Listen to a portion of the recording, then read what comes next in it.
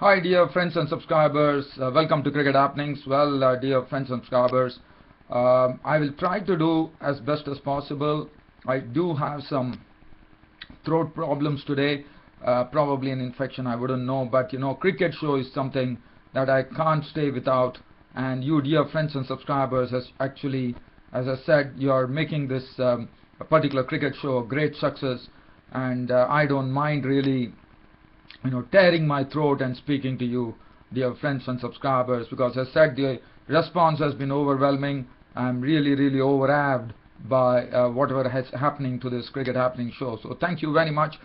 So just continuing, as you know, yesterday I was speaking about one wonderful knock, one record-breaking century being hit in the Big Bash League by the Perth Scorchers, with Craig Simmons going on to become going on to score the fastest century in the history of the Big Bash League in Australia. Well, so once again Australia is are in the news today with their victory over England in the second Ashes Test match.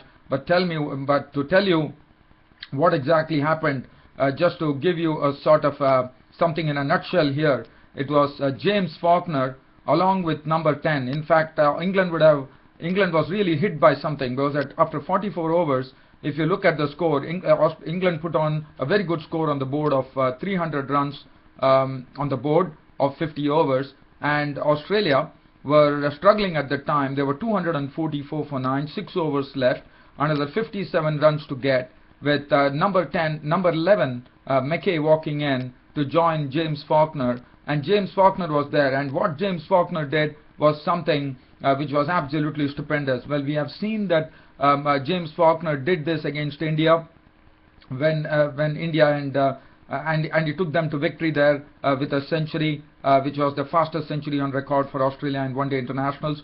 And once again today, he didn't score a century, but what he did is he contributed a valuable 69 runs in the company of number 11. Just imagine this: 244 for 9 was the score. Even one wicket to fall and England would have won the match.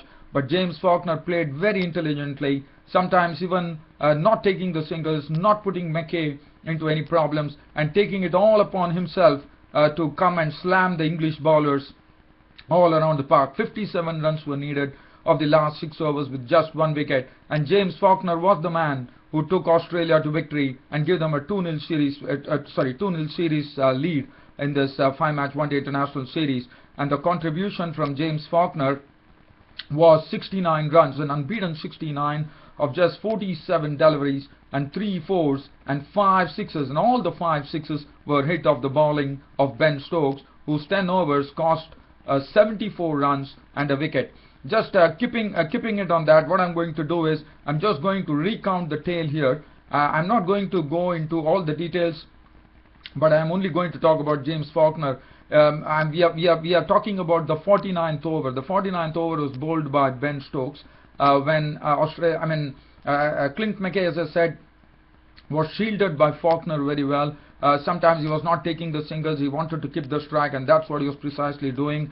And he was also sometimes taking a single of the last ball and keeping strike. It was a very intelligent batting from him, and the way he played, that was something really stupendous, because Australia have definitely got some very good all-rounders in the mix here. And Faulkner, once again in the 49th over, he blocked 2 balls. The first ball was blocked from Stoke, the second ball was a Yorker which was dug out, and the third delivery disappeared for a six. It was a clean swing by James Faulkner, and that went over the mid-wicket boundary and into the crowds for a six.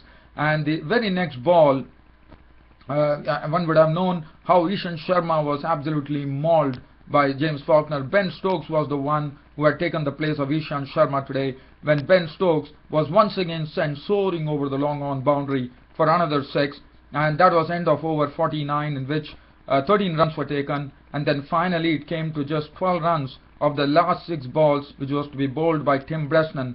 That is, we are talking about the final over. And look at what Faulkner did. Faulkner didn't even waste time. He didn't bother to even take a single. He just went 4-4-4.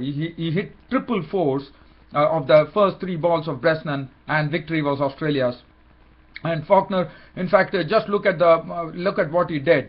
In fact, the first ball actually Bresnan bowled a bouncer, and Faulkner, what he did is he actually he tried I mean, it was a slower bouncer from Tim Bresnan, and what Faulkner did is Faulkner just gave direction to the ball with his bat, and the ball went over the third man for over third man rope for a 4.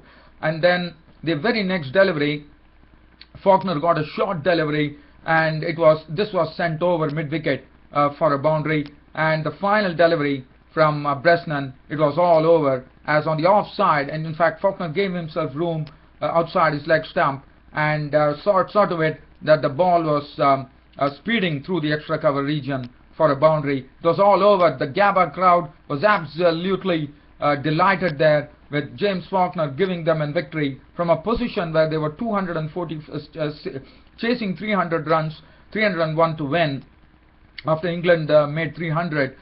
In fact, James Faulkner was the man who went on to really rattle England with his display there. 57 runs of the last 6 overs, with keeping the number 11 batsman mckay in company. Now this is something James Faulkner has to be really proud of, and as I said, Australia are having a great all-rounder now. They have Glenn Maxwell, they have James Faulkner.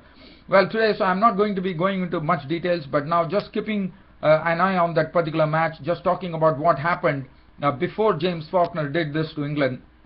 England were the ones who actually batted first today. In fact, the rub of the green, I mean the luck of the toss went with them, as England actually decided to bat on this Gabba pitch in Brisbane. Well, the crowd was it was a real chock-a-block crowd there, and England, well, they made 300 runs. In fact, they didn't have a good start. They lost their opener Alistair Cook pretty early. He was caught. In fact, Maxwell was the one who actually gave them the breakthrough by picking up the wicket of Alistair Cook. After that, Joe Root was kept in this attack. In fact, England once again decided not to go with the frontline spinner and opt for Joe Root. Joe Root once again disappointed, as Mitchell Johnson picked up the solitary wicket today. As I said, he made a comeback to he came back into this one-day international and made it count by dismissing Joe Root, LBW. After that, it was left to Gary Ballance, also departed cheaply when he tried to actually hit Maxwell, and he was stumped by Haddon. He was gone for 9. And after that, it took a partnership, and there was 78 for 3 at that stage. And then it took a real partnership from Ian Bell and Ian Morgan. Ian Bell was looking very aggressive. He was the one who was looking better than most of the England batsmen at that particular time, and he contributed 68 of 84 balls with 5 fours. Before, one does not know why Ian Bell was wandering at the crease, as Michael Clarke, the captain, showed some very good fielding skills by throwing out Ian Bell, and Bell was run out for 68. After that, Ian Morgan was the one who had to do all the heroics there. He went on to his 6th one-day international century by making 106 runs of 99 balls with 4 fours and 6 sixes. And as you know, Ian Morgan is such a natural talent. It's so good to see him, the way he actually maneuvers his strokes. And Morgan carved 106 for himself. And then he had some support from Ravi Bopara with 24 of 19 balls with 2 fours and 1 6. And Josh Butler was the one who gave him. Josh Butler was the one who stayed with Morgan and really gave some real thrust to this England innings with a knock of 49 of 36 balls with 3 fours and 1 6. And that's what enabled England to reach a score which was a very good score under the circumstances, 300 for 8 of 50 overs. The bowling figures, I'm sorry, the bowling figures, well, Johnson 1 for 59, none for 6. I'm not going to go into the bowling figures, unfortunately, due to real shortage of time here.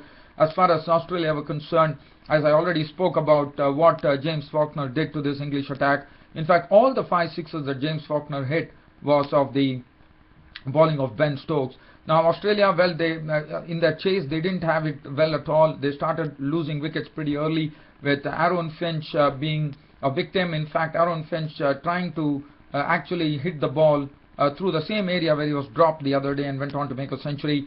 Gary Ballance keeping his balance, taking the catch with the bowling of Chris Jordan for a duck, so he was out for a blob. After that, David Warner played a very good shot. In fact, was trying to hit a straight drive past Jordan, but Jordan took a brilliant catch. It was really coming at him at good pace, but Jordan definitely plucked out his hand and picked up a wonderful catch. So Warner was gone for 18. Sean Marsh coming into this Australian team really made it count by carving an aggressive 55-69 balls with 7 fours. Michael Clark was an early victim out to the bowling of Joe Root for 17 of 20 balls, 2 fours. Bailey making 24 before being LBW to Rankin of 28 balls with no 4. He just stayed there. But Glenn Maxwell came in and started thrashing the ball to the fence by hitting 8 fours in a knock. But not only did Glenn Maxwell hit 8 fours, but in those 8 fours, he had some very good reverse sweep shots. In fact, the reverse sweep, I wouldn't know, I think it was Joe Root who was reverse swept thrice for boundaries through the fine leg region, and such was his control over the batting that Glenn Maxwell really impressed everyone with his batting with 54 of 39 balls with 8 fours. Brad Haddon contributed 26 of 35 balls with 2 fours, and then, as I said, suddenly the Australians started losing wickets at regular intervals, but it was a tall order because chasing 300 in a 50-over game is no mean task, and well, it required, I mean, at that time, as I said, 244 for 9 after 44 overs, 6 overs left, 57 runs to get. Number 11 batsman McKay at the crease. James Faulkner was staying there. Initially, he was blocking the balls, but when the time came, he really unraveled some wonderful shots, and when he hits it cleanly and hits it with lots of power to send it over the stands.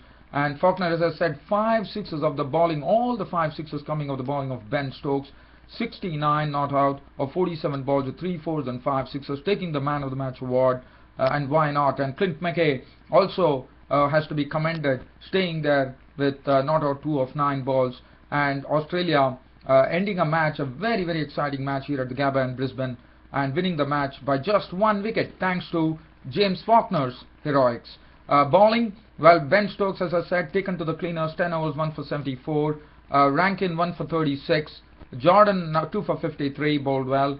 Bresnan 2 for 64, 2 for 46 for Joe Root, and Papara bowled 5 overs, no maiden, 1 for 19. So what Australia has done, Australia is continuing what they did to England in the Commonwealth Ashes Test Series now. They have already taken a 2-0 lead in the 5-match series here, and now we will be heading to the third one-day international between Australia and England at Sydney Cricket Ground, and that is the time England has to definitely win. If they are not going to win, it's all over for England. England would have lost the one-day series. Well, so let me just turn my attention now from this particular game where Australia have gone 2-0 in the Carlton one-day series here against England, and now let's turn the attention to the final Test match, which was played at the Sharjah Cricket Stadium. And as you know, Sri Lanka yesterday were sitting pretty, in the sense they were, as I said, they were really crawling. But today, since time is of shortage, I'm going to be pretty brief here. Stumps on day 2. Pakistan, in reply to Sri Lanka, who made 428 for 9, were 19 for no loss, but they really struggled, but they survived. They were 19 for no loss. For Sri Lanka, they declared at 9 wickets for 428. In fact, today it was Angelo Matthews once again showing his skill and playing like a real captain's knock, but very unfortunately, after contributing 91 runs with 5 fours and 1 6, was out. But it was very surprising, because at the when he was 91, he tried to flay a ball through the point region, and he was caught by Ahmed Shahzad, 91. So that was something which was not expected from Matthews, but Angelo Matthews had to pay the penalty. He was gone for 91, 5 fours and 1 6. And after that, like Sri Lanka were really, I mean, Pakistan were really frustrated, even though they got the wicket of Matthews when the score reached 351. Prasanna Jayawardene was the first to go today, when Mohammad Thala got a ball which he actually bounced off Jayawardene. Jayawardene was taken on the hook shot by Junaid Khan, and Jayawardene was gone for 35 2 fours. And Mohammad Thala, well, he used the bouncer pretty sparingly today, and it was some very good bouncers that he bowled which picked him his wickets. So that was the score at 351 for 7 when Angelo Matthews departed. And after that, probably Pakistan would have expected that they could slowly clean up Sri Lanka. But well, there was another person who came in and surprised, and he was the debutant, the right-arm off-spinner Dilruwan Pereiras, who was taken for his bowling. And look at what he did here. He went on to make 95 good runs with 12 fours and 2 sixes. What was good about Dilruwan Pereiras was actually making his debut as an off-spinner. But well, with the bat he has contributed 95 runs. In fact, Dilruwan Pereiras is the 4th person from Sri Lanka on debut to not score a century. In fact, making a maiden 50. But you know, he could have become the first person from Sri Lanka to actually make a century on debut overseas. But unfortunately, there was a rush of blood from him. He got a ball from Mohammad Tala, which, as I said, Mohammad Tala used the bouncer sparingly. Pereira was caught on the hook shot. He tried to hook the ball, and the ball went ballooning in the air. Junaid Khan once again coming into the picture and taking the catch. It was very sad to see Dilruwan Pereiras, who played marvelously well. In fact, what was good to see about Dilruwan Pereiras was that his defense was absolutely strong. He was driving very well. He was playing the spinners very well. He was using his feet well to the spinners. He was sweeping the ball very well. He handled Ajmal superbly. And Dilruwan Pereiras also, well, now I think Sachitra Senanayake would be thinking, because now Dilruwan Pereiras has shown that he can contribute very well with the bat. And now Sachitra Senanayake might be thinking that how could he find his place in the Sri Lankan team. But definitely, you know, Dilruwan Pereira's turn will come when he will be bowling at the Pakistanis. But well, he has already you know, made his position count after being selected for this particular test match. And Dilruwan Pereiras, well, let me tell you, he was, as I said, he played all the shots in the book. He's looking good. He was compact. He was leaving the balls well, and very unfortunately he was caught on the hook shot. And today he was the main feature. And also Rangana Herath was out the very first ball that he received from Junaid Khan, LBW for a duck. But Shaminda Aranga was the one who has to be really appreciated, because what he did is he combined very well with Dilruwan Pereiras. And Shaminda Aranga also showed a lot of determination in staying at the wicket, contributing an unbeaten 25 with 2 fours, and Lakmal was not out on 3. And then the Sri Lankan captain Angelo Matthews applied the declaration at 428 for 9. Bowling figures, well, I'm not going to go into those details right now because of shortage of time. Pakistan got an opportunity to play 6 overs. I wouldn't say they were convincing at all. In fact, only towards the end of the day's play, Khurram Manzoor hit 2 boundaries consecutively to close the day at 19 for no loss for Pakistan. Khurram Manzoor was not out 14 with 3 boundaries. Shehzad was not out on 5. And I think Pakistan opening batsmen were very happy that they survived the day, because it was some very good bowling from the Sri Lankan bowlers. Rangana Herath was 3 overs, 1 maiden, none for 7. Lakmal bowled 1 over, and Dilruwan Pereiras was also in the picture, 2 overs, 1 maiden, none for 8. But well, one did not see the bowler Shaminda Aranga, because Shaminda Aranga probably he was hit on the elbow by a Junaid Khan delivery, and that was his hand where that is his right hand from where he bowls. And unfortunately, I have a feeling that he's having some problem there, and that's the precise reason we didn't see Shaminda Aranga come on to bowl. Probably we'll see him tomorrow early in the morning. Well, the ball is new. So, and also one more thing I'll have to tell you, that Dilruwan Pereiras, when he made that 95, the second new ball was claimed by Pakistan, and Dilruwan Pereiras, I thought even he played the new ball also perfectly well. So that is some very, very good news for Sri Lanka. And as I said, Dilruwan Pereiras, if he had made a century on debut, he would have been the first person from Sri Lanka to make a maiden test century overseas. Nobody has made it overseas. Everybody have made it in Sri Lanka. So he would have become the first player. But unfortunately, that was not to be. But well, for Pakistan, they have their task really, really cut out. They have to really grind the Sri Lankan attack. And one is really waiting to see as what the groundsmen were telling, that probably it would take turn on the 3rd day. So we have to wait and watch, because there was nothing in today. The ball was turning ever so slowly. There was nothing in for the pace or the seam. There was not much in for the bowlers at all. But let's see what happens on the 3rd day. Well, dear fans and subscribers, on this note, I will have to unfortunately end my Cricket Happening show for today. Thanks for your continued company to this Cricket Happening show, and thank you very much for all the support that you have been bestowing on this Cricket Happening show. Your host Ram would leave you for now and tell you that tomorrow, being a Saturday, it would be a late Cricket Happening show. Until then, it's goodbye from your host Ram. Thank you.